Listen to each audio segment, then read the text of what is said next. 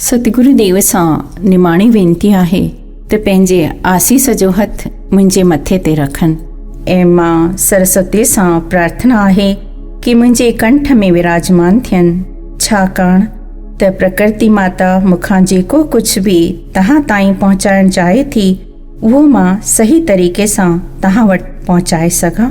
ओम नमो भगवते वासुदेवाय।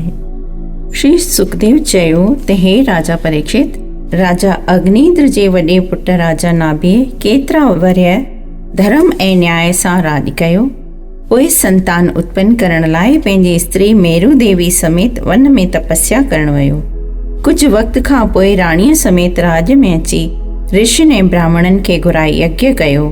जॾहिं यज्ञ बिना कंहिं विघ्न जे समाप्त थियो तॾहिं श्री नारायण चतुर्भुज रूप धारण करे यज्ञ कुंड मां निकिरी पंहिंजे साक्षात दर्शन ॾेई उनखे राजा नाभि ऋषि मुनि ऐं ॿियनि मनुष्यनि उथी करे नमस्कार कयो।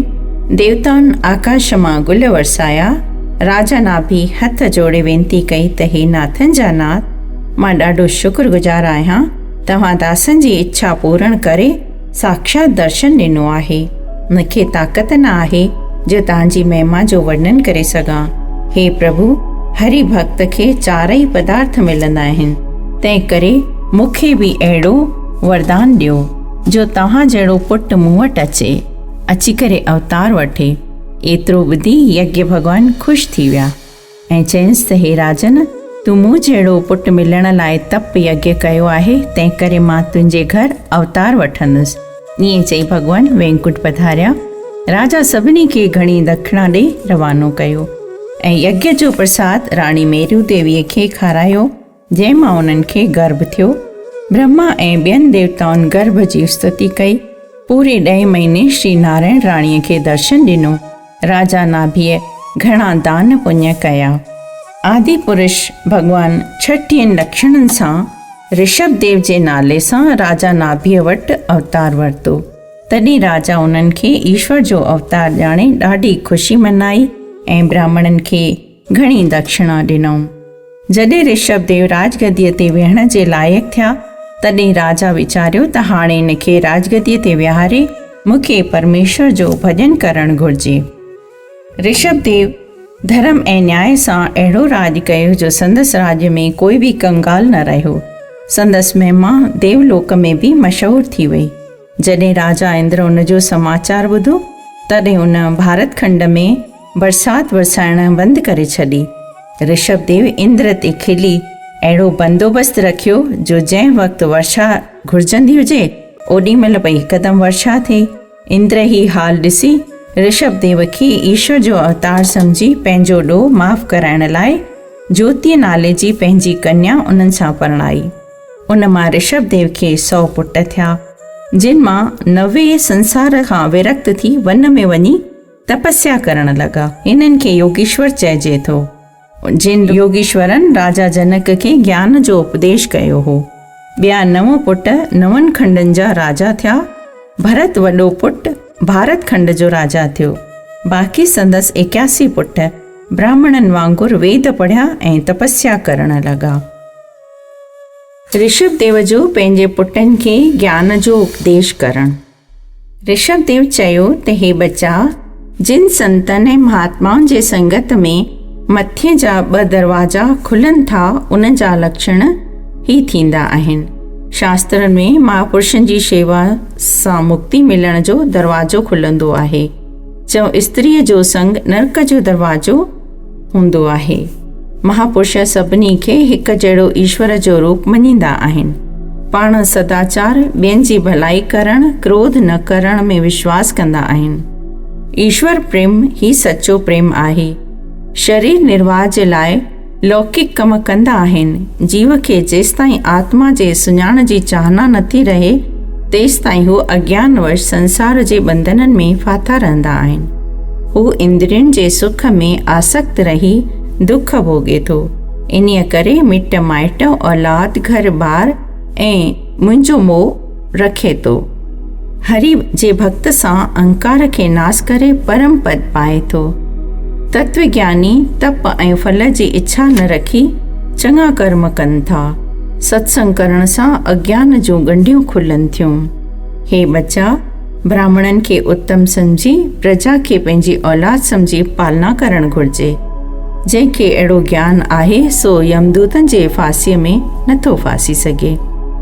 पोइ ऋषभदेव वीचार कयो त भारत वर्ष जो राज भारत नाले पंहिंजे वॾे पुट खे ॾेई पाण जड़ भरत जो रूप धारे पर्वत में वञी परमेश्वर जी उपासना कयां। जड़ भरत जा करतूत ही आहिनि त मल मूत्र ऐं स्नान आदि जो कोई बि नेम न रखी भोजन ऐं वस्त्रनि जो सभु उपाय छॾे ॾियणु, कॾहिं को खाराए त खाए न त आनंद में रहे।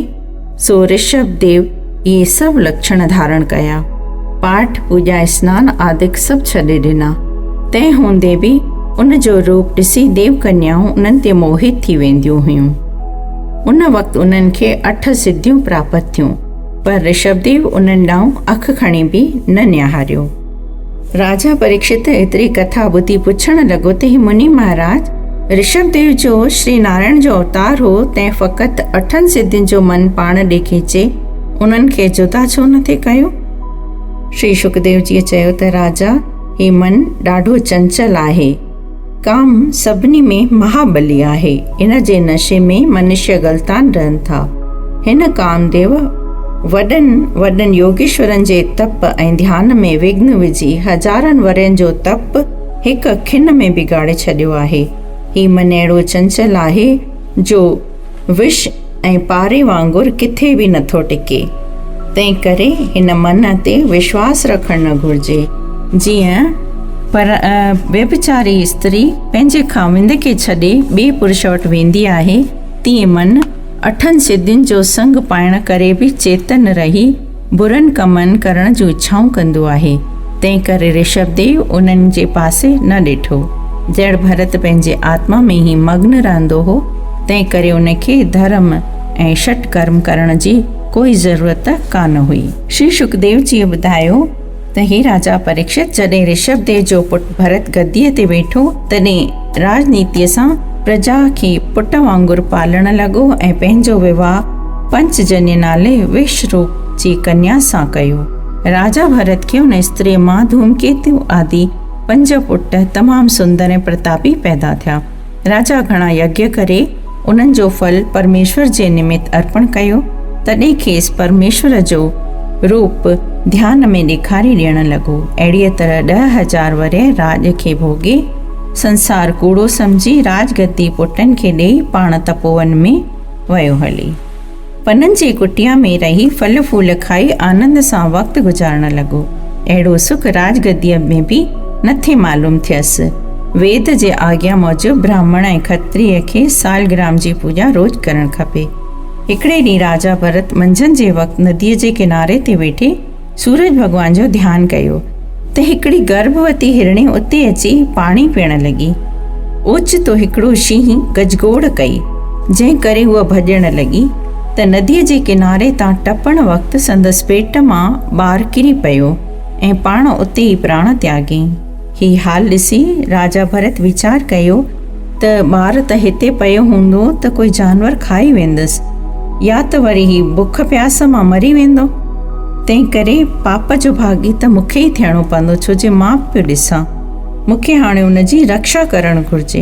इहो वीचार करे राजा भरत उन बालक हिरणीअ जे बचड़े खे खणी पाणीअ सां साफ़ करे पंहिंजी कुटिया में रखियो। पोइ गऊ जो खीर पियारे ॿार वांगुरु पालण लॻो। राजा भरत जो शरीर त्यागणु। श्री शुकदेव जीअ चयो त हे राजा परीक्षित, हिरणीअ जे बचे खे पालण करे घणो मोह पैदा थी वियुसि। रोज़ ताज़ो घाह छीनी उनखे खाराइण लॻो। स्नान वास्ते ॿाहिरि वठी वेंदो हो। पूॼा तप करण वक़्तु बि उनखे पाण वटि बिहारे छॾींदो हो। एतिरे मोह में जप तप ऐं पूॼा भंग थियण लॻी। हिकिड़े ॾींहुं हरण जंगल में कंहिं पासे हलियो वियो ऐं पंहिंजे कुटिया में न आयो। राजा भरत बछड़े खे ॻोल्हण लॻो पर लधो कोन। राजा चिंता में पछताइण लॻो, मूंखां ॾाढी भुल थी जो मूं हुनखे अकेलो छॾे ॾिनो। हे प्रभु, अहिड़ी का कृपा करियो जो वरी मूं वटि वापसि मोटी अचे। हे पृथ्वी, ॿुधाए त तूं उनखे किथे ॻोल्हियां? तूं किथे लिकाए छॾियो आहे उनखे? इन्हीअ तरह विरलाप पियो करे। चंद्रमा खे चवण लॻो त हे चंद्रमा, तूं उनखे ॾिसंदो हूंदे कृपा करे ॿुधाए त, न त मुंहिंजा त प्राण था निकिरनि। जीअं को पंहिंजे पुट जे शोक में विलाप कंदो आहे, तीअं राजा भरत बि उन हरण जे बचे जे मोह में भोजन छॾे ॾिनो ऐं मोह में फासी पंहिंजा प्राण त्यागे छॾिया। राजा भरत जो हरण जे मोह में फासी हरण जे रूप में ई वरी जनम वठणु। श्री सुखदेव जी चयो त हे राजा परीक्षित, राजा भरत हरण जी जूण पाए जंगल में फिरण लॻो। अॻिले जन्म जे संस्कारनि करे हू पंहिंजो सभु हाल ॼाणी दिलि में पछताए चवण लॻो त मां भॻवान जी भक्तीअ जहिड़ी प्रीति हरण जे बचे सां कई, अहिड़ी कॾहिं पंहिंजे कुटुंब सां बि न कई हुई। उन बचे जे मोह में फासी अहिड़ो ख़राबु थियुसि, मनुष्य देही त्यागे हरण जी जूण पाती हुयमि। अहिड़ो ॻाल्हियूं यादि करे कंहिं बि जानवर सां प्रीति न रखंदो। तंहिंखां पोइ भरत कंहिं बि जीव खे दुखाईंदो बि कोन हो। ताज़ो गाहु खाइणु छॾे ॾिनो, सुकल पन खाई परमेश्वर जो भॼन करणु लॻो। श्री सुखदेव चयो त राजा परीक्षित, मौत खां हर वक़्तु इंसान खे टिजणु घुरिजे, छो जो ख़बर न आहे त कहिड़े वक़्तु काल अची घुटे। राजा भरत हरण जी देह पाइण खां पोइ हर वक़्तु चिंता कंदो हो त कॾहिं मुंहिंजो ही शरीर हिरण जो छुटंदो, जो मां वरी मनुष्य जी देह पाईंदसि ऐं मनुष्य जी देह पाए करे वरी पोइ मां परमेश्वर जो भॼन करियां। हिकिड़े ॾींहुं नदीअ जे हुन पार थिए वञणु चाहियो त नदीअ जे पाणीअ जो तेज वधीक हुअण करे ॿुॾी मरी वियो। उहो शरीर छॾण खां पोइ कुरुक्षेत्र में अची वेद वाचींदड़ ब्राह्मण जे घर जनम वरितो। उते बि उनजो नालो भरत रखियो। जॾहिं वॾो थियो तॾहिं अॻिले जन्म जी यादि रहण करे मोह में न फाथो ऐं राति ॾींहुं परमेश्वर जे भॼन में रहंदो हो। उन जे पिता जे चवण ते बि उन जी दिलि पढ़ण में नथे लॻी।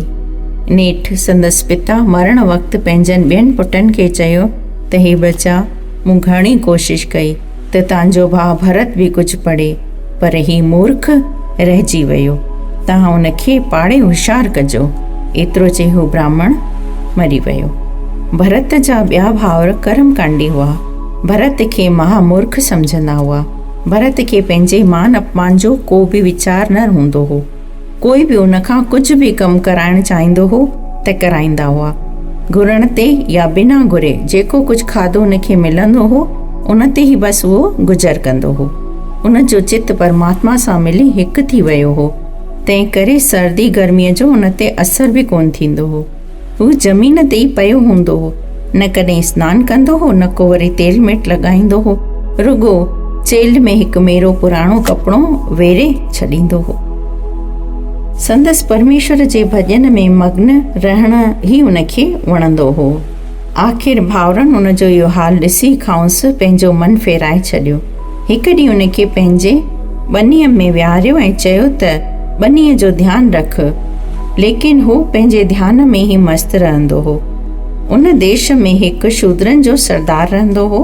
तंहिं देवीअ जे बास बासी हुई देवीअ ते त जॾहिं मूंखे पुटु थींदो त मां तो वटि अची हिकु माण्हूअ जी बली ॾींदुसि। जॾहिं भद्रकालीअ जी कृपा सां उनखे पुटु थियो तॾहिं हिकिड़ो बालक बली ॾियण लाइ ख़रीद करे आयो। जॾहिं उन बालक बली चाढ़ण जो हाल ॿुधो तॾहिं भॼी वियो। तंहिंखे ॻोल्हण लाइ ॿिए माण्हू मोकिली। राति जे अंधेरे में हिकु ॿनीअ जे किनारे ते भरत खे वेठल ॾिठऊं। हू ख़ुशि थी विया। भरत खे ॿधी भद्रकालीअ जे मंदर में वठी आया। शूद्रनि उनखे सनानु कराए नवां कपिड़ा माला ऐं गहना पाता। उनखे चङो भोजन खारायो। हवन जी सामग्री आणे मंदर में सिर हेठि करे विहारियो। शूद्र जे पंडनि मंत्र पढ़णु शुरू कयो। पंडित स्वभाव खां रजो गुणी हुआ। ढोल ऐं ॿिया साज वॼाए कालीअ खे ख़ुशि करण लाइ तिखी तलवार हथ में खणी नचण लॻा। शूद्रनि जे पंडितनि एतिरो बि वीचार न कयो त ब्राह्मण जी बली निषेध आहे। ही कुकर्म ॾिसी भद्रकाली क्रोध करे पंहिंजे तेज सां अखियूं ॻाढ़ियूं करे मूर्तीअ मां ॿाहिरि प्रकट थी। उन जो भयंकर रूप ॾिसी ईअं लॻो त हाणे माता सॼे संसार जो ई संहार करे छॾंदी। जोर सां खिली करे उन्हनि सभिनि पापियुनि जा सिर वढे करे खेनूअ वांगुरु नचाइण लॻी। जड़ भरत माता जो अहिड़ो रूप ॾिसी करे बि व्याकुल न थियो ऐं माता खे नमस्कार कयो। माता उनखे चयो त ही सभु पापी आहिनि। जो तो जहिड़े हरि भक्त ब्राह्मण खे बलीअ लाइ आंदो अथनि। एतिरो चई माता अंतर्ध्यान थी वई। राजा रहूगण ऐं जड़ भरत जो गजण। श्री सुखदेव जीअ चयो त हे राजा, ॿियो हाल जड़ भरत जो ॿुध। हिकिड़े दफ़े राजा रहूगण सिंधु सुबीर नाले पंहिंजे नगर मां पालकीअ ते चढ़ी कपिल मुनीअ वटि ज्ञान सिखण ते वियो त वाट में संदसि हिकिड़ो कहार बीमार थी पियो। इत्तेफ़ाक़ सां जड़ भरत बि भक्तीअ में लय वेठो हो। ॿियनि कहारनि उनखे थुल्हो मतारो ॾिसी पकड़े आणे पालकीअ में लॻायो। जड़ भरत ख़ुशीअ सां राजा जी पालकी खणी हलियो पिए ऐं हेठि पृथ्वीअ खे पे ॾिसंदे वियो त माकोड़ियूं आदि मुंहिंजे पेर लॻण सां दॿजनि न। इन करे केतिरा दफ़ा पालकी लुॾी। तॾहिं राजा क्रोध करे कहारनि खे चयो त हीअ पालकी छो था लोॾियो? कहारनि चयो त महाराज, असांजो क़सूर कोन्हे, हीउ नओं कहार पालकीअ खे लोॾे रहियो आहे। एतिरो ॿुधी राजा जड़ भरत खे चयो, अरे कहार, ॾिसण में त ॾाढो थुल्हो मतारो थो ॾिसजी, सो अञा थोरे पंध में ई थकिजी पियो आहीं। पंहिंजे प्राणनि जो डपु कोन अथई तोखे? इहा ॻाल्हि ॿुधी जड़ भरत कोई बि जवाबु राजा खे न ॾिनो ऐं पंहिंजे मन में सोचणु लॻो त हिन शरीर खे कर्म अनुसार दुख सुख मिलंदो आहे, पर आत्मा हिननि खां न्यारी ऐं निर्लेप आहे। जड़ भरत वरी को जवाबु न ॾिनो। तॾहिं राजा क्रोध करे चयो, अड़े कहार, तूं मुंहिंजी ॻाल्हि जो जवाबु छो नथो ॾीं? हीअ ॻाल्हि ॿुधी जड़ भरत वीचार कयो त राजा पाण खे वॾो ज्ञानी थो सम्झे, तंहिं करे हिन जो अभिमान टोड़णु घुरिजे।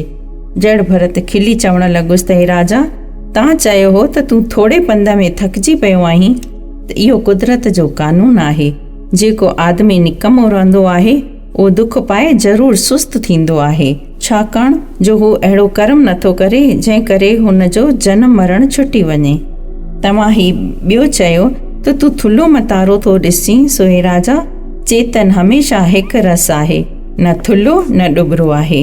जेकॾहिं हुनखे ॾुबरो चइजे त हू अहिड़ो सूक्ष्म आहे कंहिंखे ॾिसण में ई नथो अचे, ऐं अगरि हुनखे थुल्हो सम्झे थो त संदसि विराट रूप में सॼो संसार ऐं 14 लोक समायल आहिनि। फ़क़ति ही नासवंत शरीर कॾहिं थुल्हो कॾहिं ॾुबरो रहे थो।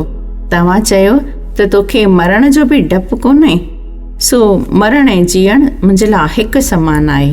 तंहिंखां सवाइ हे राजा, परमेश्वर जो प्रकाश मूं में ऐं तो में सभिनी जीवन में हिकु जहिड़ो आहे। तंहिं करे मां स्वामी ऐं शेवक खे हिकु जहिड़ो ॼाणा थो। तूं फ़क़ति हिन शरीर ताईं राजा आहीं। मरण खां पोइ मां ऐं तूं ॿई हिकु जहिड़ा थींदासीं। तंहिं करे तोखे उहा समर्थी न आहे जो अविनाशी आत्मा खे मारे सघी, ऐं हिन मिटीअ जे पुतले खे जेका सजा बणे सा तूं भले ॾे। दुख सुख शरीर में थींदो आहे, पर आत्मा सुख दुख खां निर्लेप आहे। इहा ॻाल्हि ॿुधी राजा खे हिकदमि ज्ञान प्राप्त थियो ऐं पालकीअ मां लही जड़ भरत खे दंडवत करे चवणु लॻो त हे महाराज, मूं संसार जे महाजार में फाथल रहण करे तव्हांखे सुञातो कोन। हाणे कृपा करे ॿुधायो त तव्हां आहियो केरु? अवधूतनि वांगुरु पंहिंजो वेस बदिले घुमो था। मां श्री महादेव जे त्रिशूल, जम राजा, चंद्रमा, सूरज ऐं अग्नि आदि कंहिं देवता खां एतिरो नथो डिॼां जेतिरो ब्राह्मण जे शराप खां थो डिॼां। कृपा करे मुंहिंजो अपराध क्षमा कयो। एतिरो ॿुधी जड़ भरत चयो त हे राजा, ही जीव कर्मनि अनुसार कॾहिं देवता, कॾहिं राजा ऐं कॾहिं भिखारी थो थिए। आत्मा सभिनी खां अलॻि आहे। तंहिंखां पोइ जड़ भरत पंहिंजे अॻिले जन्म जो सारो हाल राजा रहूगण खे चई ॿुधायो। जड़ भरत जो रहूगण खे उपदेश करणु। जड़ भरत चयो त हे राजा, ही मनुष्य ॾाढो अज्ञानी आहे। जेसिताईं माण्हूअ जो मन सतो, रजो ऐं तमो गुण जे वस रहंदो आहे, तेसिताईं हू शुभ कर्म कंदो आहे, पर वासना सां भरियल मन बुरा कर्म कराईंदो आहे। ही मन देह अभिमान सां भरियल हक़ीक़त में धोखेबाज आहे। जेसिताईं मन जागृत रहंदो आहे त ही संसार सचो भासण में ईंदो आहे। चाहनाउनि सां भरियल ही मन जीव खे दुख ॾींदो आहे, पर वासना रहित मन मोक्ष ॾियारींदो आहे। ही क्षेत्रज्ञ परमात्मा सर्वव्यापक, जगत जो आदि कारण, परिपूर्ण, खुद प्रकाशमान, अजन्मा ऐं पंहिंजी माया खे अधीन रखण वारो सभ जे अंतःकरण में नित्य रहंदो आहे। जीअं वायु जड़ चेतन ॿिन्ही में ओतप्रोत रहंदी आहे, साॻे नमूने परमात्मा बि सभ में ओतप्रोत हर हंधि हमेशह रहंदो आहे। हे राजा रहुगण, मन ही तुंहिंजो बलवान शत्रु आहे। इन खे छॾे ॾियण सां ही वधीक ताक़त वारो थी वेंदो आहे। मन पाण त रुगो मिथ्या आहे, हिन तुंहिंजे आत्मा खे ढके छॾियो आहे। तंहिं करे तूं सावधान थी करे पंहिंजे गुरुअ ऐं ईश्वर जी उपासना सां उन खे मारे छॾ। जेसिताईं जीव अहंकार छॾे महात्माउनि जे चरणनि जी धूल पंहिंजे मस्तक ते नथो लॻाए, तेसिताईं उहो ज्ञान बि खेसि नथो मिले। अॻिले जन्म में मां बि भरत नाले सतन दीपनि जो राजा हुअसि। तूं राजगद्दीअ जो अभिमान छॾे कहारनि में बि ईश्वर जो वासो सम्झ। सभिनी में ज्योति प्रकाश हिकु जहिड़ो आहे। पाण खे सुख ॾियण वास्ते ॿिए खे दुख न ॾियणु घुरिजे। एतिरो ॿुधी राजा रहुगण चयो त मां ब्राह्मण जे श्राप खां ॾाढो डपु खाईंदो आहियां, तंहिं करे मुंहिंजो अपराध क्षमा करियो। जड़ भरत चयो त हीउ संसारी माण्हू धन जे मोह में हिन संसार जे जंगल में भिटकंदो रहे थो। उन खे किथे बि शांती नथी मिले। उन जंगल में 6 डाकू रहंदा आहिनि जेके उन जो सभु माल लुटे वेंदा आहिनि। हिन जंगल जा रस्ता कंडनि सां भरियल आहिनि। ओम नमो भगवते वासुदेवाय। मुंहिंजे चैनल दुर्गा वासुदेव खे अगरि सब्सक्राइब न कयो अथव त प्लीज़ उन खे सब्सक्राइब ज़रूरु कंदा।